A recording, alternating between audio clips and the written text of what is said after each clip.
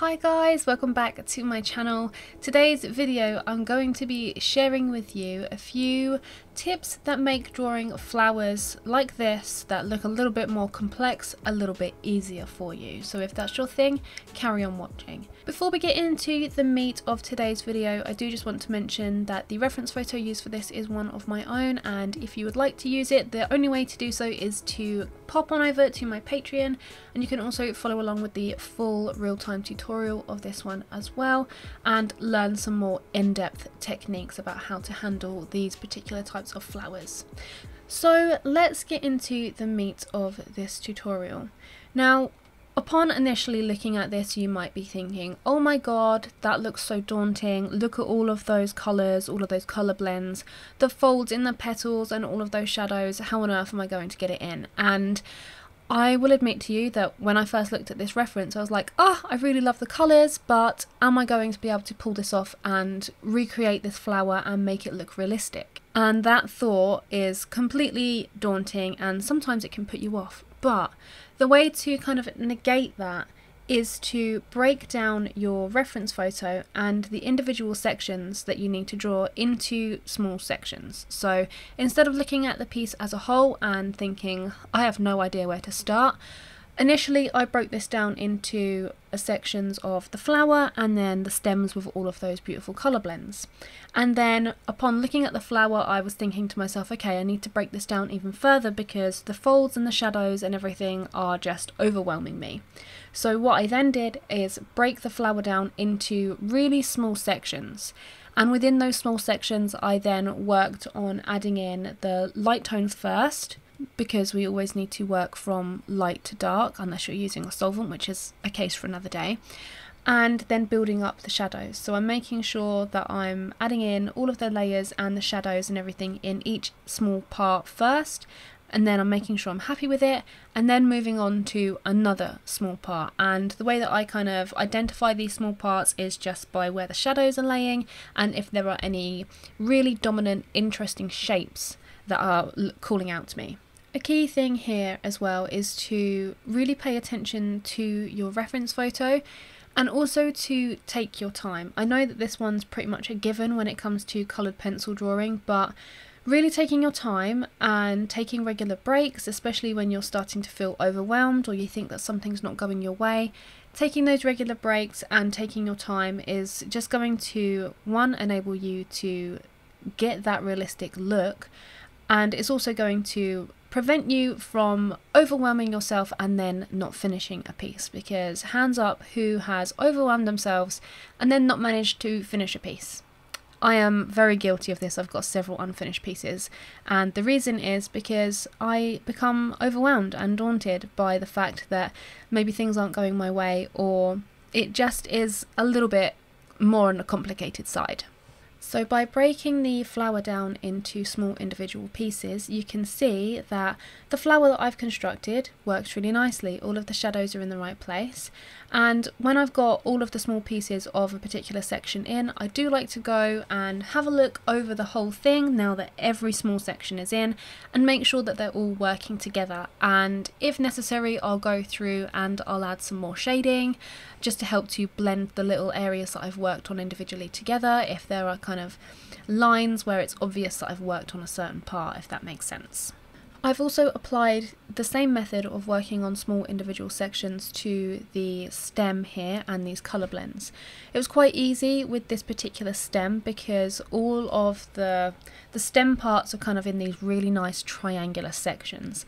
So you can see that I'm working on these small triangular sections individually and just working at it slowly, working at it bit by bit, adding those base layers down, doing some blending with some lighter colours and making sure that I get all of those colour blends in there.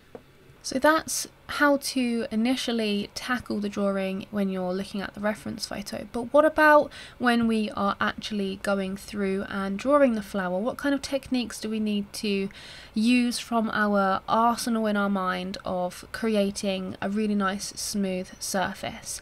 And the answer here is a really simple one, and that is lots of layers and also blending. The key to getting really nice, smooth and getting that depth of colour is purely by adding in lots and lots of layers. I like to create lots of very light layers and literally just put loads of them down on the paper, just layering light colours and working from my lightest pencil to my darkest pencil. So you can see in the footage here I'm kind of adding down an ivory base, and then I'm going over the top with my mid-tones, so some mid-pinks and purples, and then going in with some of my darker colours to enhance the shadows on a particular little section. I'm also at the very beginning, if there are any prominent shadows, I'm making sure that I do add those in first of all with a darker pencil, and that's just so that I don't end up losing them, because I like to lift the graphite off of my paper so that it doesn't transfer and shine through, especially if I'm using lighter tones like I am in this particular case here. So if there are any defined shadows that I have highlighted with graphite, I like to go in with a dark pencil and make sure that those are mapped in so I don't lose them, because that is kind of the key to creating the form of a flower. When it comes to blending, I like to use a combination of a white pencil, and my white pencil of choice is the Haiii Soft White. And I also like to use some of my lighter tones that I've picked out on my colour swatch sheet.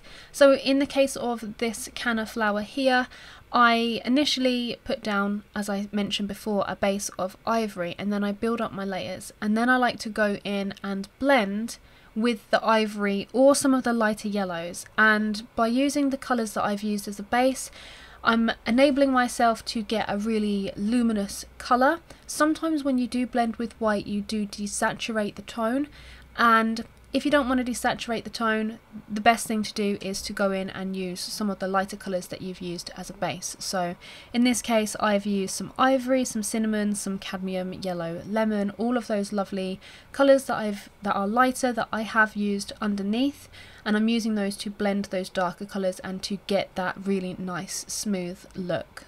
On this particular reference, the stem did have a kind of hazy, almost like a velvety sheen and film to it, and to kind of replicate that I did need to desaturate some of the colours, so using a white pencil in this particular case on a few key areas it worked so well. So if you do have an area that is desaturated, a white pencil is really going to help you. And a white pencil really helps as well where you have areas of really bright highlight, because when you have a bright highlight, the colours don't tend to be really vibrant, they're desaturated where the sun is hitting and you've got this sheen. So if you do have little areas of highlight on petals, use a white pencil for blending. It's also just going to help to smooth everything out, especially if it is a really waxy pencil like the Haiii Soft White or a Prismacolor white. That also works really well. A really waxy pencil is really good for blending. You can use harder varieties of white pencil like the Polychromos white, but I find that it doesn't blend as smooth and as nicely as the waxier pencils. The only drawback with using the waxier pencils is that you do kind of have to use them more towards the end when you've kind of added in all of your layers, because trying to add in layers over the top of a waxy pencil is incredibly difficult. So if you do want to blend with a white pencil, make sure that you use it more towards the end when you've got all of your layers in, because it is going to be harder to add those details. Another key aspect of drawing floral or botanical work like this one here is there are a lot of colour blends, and it can be quite difficult to blend colours without them looking muddy. So a key tip that I have for you when it comes to those colour blends is to make sure that you pay attention to your colour theory and that you're not going to be using colours that are going to muddy each other. For instance, you want to make sure that, as you can see in my drawing here, I've got purple and I've got yellow, and I've placed them next to each other, but I've made sure that I'm not going over the top the purple with the yellow or vice versa, because when you are going to add those two together and blend them and work them over the top of one another, it's going to create a desaturated tone.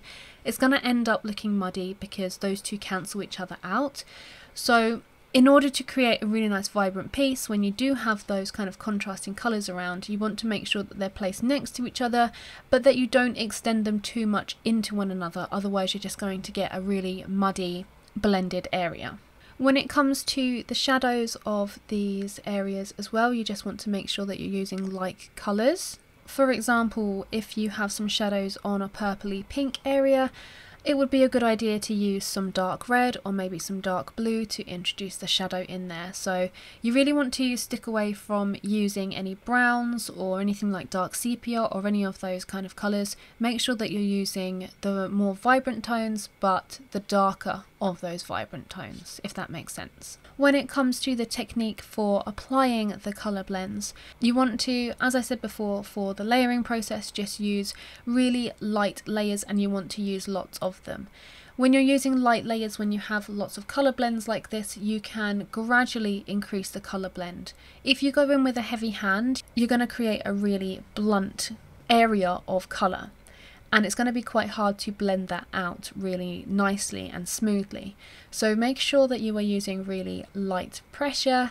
You're kind of just using the pencil mainly perhaps on the side so that you can limit the pressure that you're putting through the pencil if you are one of those that struggle with applying too much pressure and too much pigment. And you just want to build them up over the top of one another, and where you do have a slightly more pigmented area, then you can build up the layers more in that area and leave fewer layers on the less saturated areas, so the areas that are catching more light. When you are placing your colour or getting these colour blends in, as I said, you want to make sure you're using light layers, and when you do go through and you do blend, if you are blending with the pencils, this is really going to help to bring the colours together as well. But again, you want to make sure that you're not using too hard a pressure, because if you use too hard a pressure, if you're using your lighter colours or a white pencil, it's going to really desaturate. So just make sure that you're using really gentle layers, really hardly touching the paper, and just really build it up slowly. I found that with botanicals it does take a little bit of a longer time, and it is a little bit more of a longer process, and it can be a little bit kind of frustrating, and I get impatient with it and I'm like, I just want it to be done and I want to work quickly, but I know that if I work quickly then I'm going to ruin the illusion and I'm not going to get these really nice colour blends that I really want to obtain and recreate from the reference photo. This is a really good example on the lower leaves here, where I've got green and I've got sort of red tones next to each other. I'm trying really hard not to make sure that they overlap too much, because I don't want to create a really muddy tone. So I'm placing them next to each other, and when you place complementary colours next to each other, they really enhance one another. So that's what I'm trying to do here. I'm placing them next to each other rather than on top of each other to try and make them appear more vibrant just by using a little bit of colour theory. Just following on from the colour theory and overlapping and just lapsing back to the shadows as well. Another key thing for creating a really realistic flower is making sure that you do have good contrast. So towards the end of your piece, it is a really good idea to go back over and to work on some shadows and improve them so that certain things stand out and the petals look like they're falling in a certain way, and just providing a really good contrast for realism in general is essential, but for botanical work like this, it really does make a difference when you do have all of your shadows blended out nicely and you do have lots of these high contrast areas. It just really makes it striking. So make sure you look over your piece towards the end and adjust your shadows and add in, like I said, those similar colours, those like colours, rather than using your blacks, your browns, your greys, that kind of thing. Finally, I just want to mention, you can probably see on my piece that it's not entirely smooth, especially on the lower half of the stem. And the reason that the stems and a few places aren't really blended and really smooth and you can still see some of that paper grain is because I find, in my personal opinion, that the paper grain really adds something, especially for botanical work. Mainly because the paper has that kind of like botanical substance. The texture that the paper has, I find, really adds something. And when it's not blended out completely and you just have these layers and you have a little bit of that paper grain showing through, it just adds a little extra texture to your leaves or your petals. And I personally really like it. You may not, you may want to blend it out really smooth, but personally I like that little bit of texture that it gives to some areas. I don't do this all over. If there is a really smooth petal, obviously I'm going to make sure that it's layered up and blended appropriately, but on leaves in particular and stems and things like tree trunks, bark, that kind of thing, I often tend to leave a little bit of the paper grain showing, just because I feel like it adds a little something extra to the piece. So those are a few short, small tips that you can use when you are tackling your botanical work. Perhaps you've got a really difficult flower to draw. I really hope that these tips and showing you the sped up footage of this particular canna flower has helped you in some way with your own drawing, and I hope that you can apply the tips that I have talked about to your own drawings as well, and you can improve them. If you do happen to give this tutorial a go over on Patreon, or you're working on your own flowers and you've applied these tips, then make sure that you tag me over on Instagram, because I always love to see your work. I'm in the process of creating a little folder thing on Instagram where I can showcase people's work in my story, and then it can be saved on my page. But yeah, thank you so much for watching this video, guys, and I will catch you in the next one. Bye!